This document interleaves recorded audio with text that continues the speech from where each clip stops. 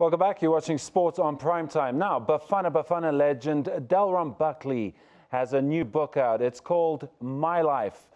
It was written with Myan Subrayan, and Delron joins us from our studios in Durban, while Myan is here with me in studio. Gentlemen, welcome to the program. Thank you, Simon. It's great to be here. Right, Delron, I'm going to start with you first because it is your book.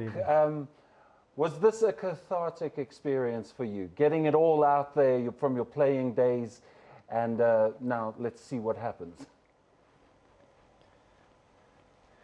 Yes, it was. I mean, as a player, you always wanted to take and take, but at this point of time, I thought it was appropriate to now bring out a book and give back to the community, especially me, 16 years old, leaving this country and going to Germany with a different language, and I had to learn, and the highs and the lows and the goods and the bads, and it's something I want to give back to the community to help them along their lives. Myan, you've written a couple of books with sportsmen already, a few Springboks, Chad Leclos as well. What stands out for you from Delron's story? As he said, they're 16-year-old off to Germany, signing professional contract. Well, I guess, as a life coach, I'm always looking for something inspirational, motivational. Both Delron and I have journeyed overseas. I've been in New Zealand for 12 years. Delron's been in Germany for 18 years, and we both decided to come back to this country.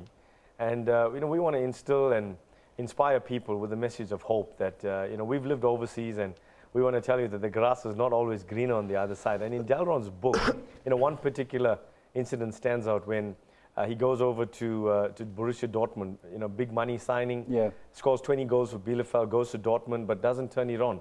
The crowd is against him, the fans are against him. His wife and him can't even shop in the local malls because they're getting criticized. It's so bad that, there's a time when Delron decides, well, is it worth living? And, with those thoughts in his mind, he thinks of his little daughter, and he knows what it's like growing up without a father. And he says, no, you can't do that to his daughter.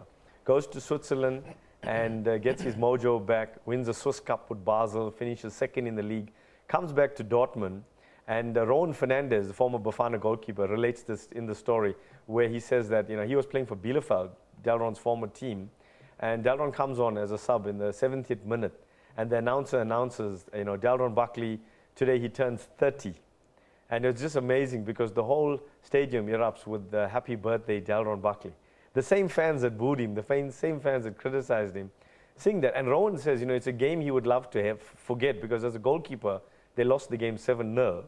But he will always remember that because as the Dortmund fans started singing happy birthday, the Bielefeld fans joined in as well.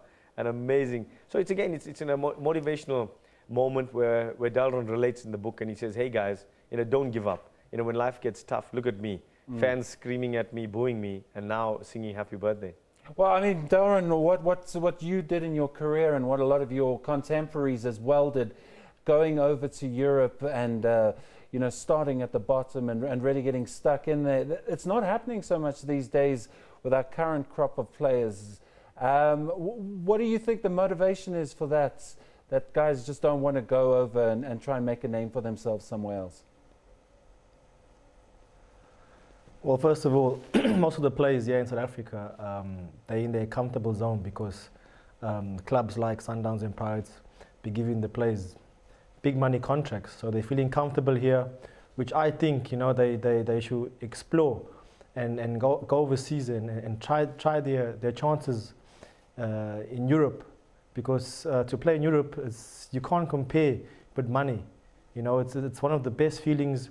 You always play every week in, week out, with stadiums capacity of full, fans cheering on you. Not like here in South Africa, it's only 2 games where the stadiums are sold out, is when Chiefs plays against Pirates.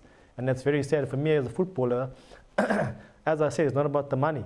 It's about the experiences, going out there and experience how to be a professional footballer. And that's what I've experienced. That's why in my book, I tell the people like how it is, how I went on having this success. And absolutely, you played in a league that is super well organized, the Bundesliga, and it has incredible attendance. We see another trend in South African football where they can't fill stadiums. You just alluded to there's only 2 matches a year that they really get a full house. What is the Bundesliga doing right in that respect to get the fans in and maybe, try and grow the game that way? Well, first of all, here in South Africa, you have three major sports, which is cricket, rugby, and soccer. And sometimes I think it quite confuses the people where to go and watch. And also the main thing is safety. If I want to go into a stadium where I'm secured and nothing's going to happen. And in Europe, you don't have that. They only have one sport. For example, in Germany, as you mentioned, they only have soccer. And that's the only sport which is major in Germany. And the first priority for all these clubs is their fans. They try and make their fans very comfortable, happy. That's why the cost of the tickets is not so expensive like in England. Well, Delron, I've already been seeing the press has been picking up on your book and obviously taking part in it's some of the more feisty moments. The friction with Steve Compella, the fact that Orlando Pirates and Kaizer Chiefs dismissed you as too old. But I want to bring Myan in here and ask. It's obvious when a sportsman writes a book like this, they're going to be, the press pour over it and find those moments. You alluded to a very strong and positive moment. But what's the main theme behind this book that you would like the readers to get out of it? Well, it's about a young boy from South Africa.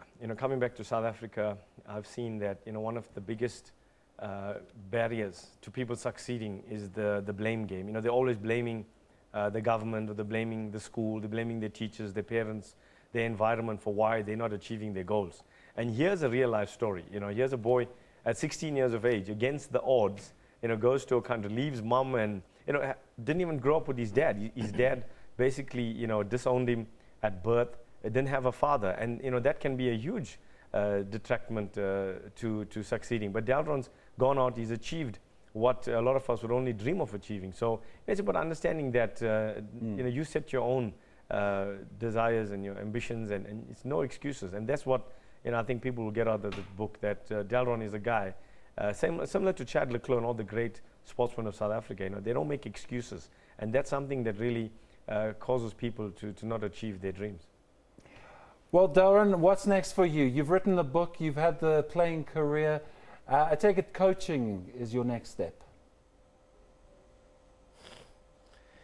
Yes, of course, Simon. It's one of, at the moment, the top of my list, that I want to learn a lot, as much as possible, no matter which coach I'm being taught under, and hopefully to follow in a few years in probably a few coaches in South Africa being successful in their footsteps, and one day to go back into Europe and coach there, or even, who knows, be the national coach of South Africa. Delron, thank you very much for your time. We're going to say goodnight to you in Durban. It's been a pleasure talking to you. Thanks, Simon. Good night. And Myan, thank you as well for coming in and for putting the book in a little bit of context. It's been a pleasure having you here as well. Pleasure. Right, well, we're going to take a quick break, but this is Delron Buckley's book. It's called My Life, and it's going to be available tomorrow. His launch is tomorrow, but we'll see you on the other side of this break.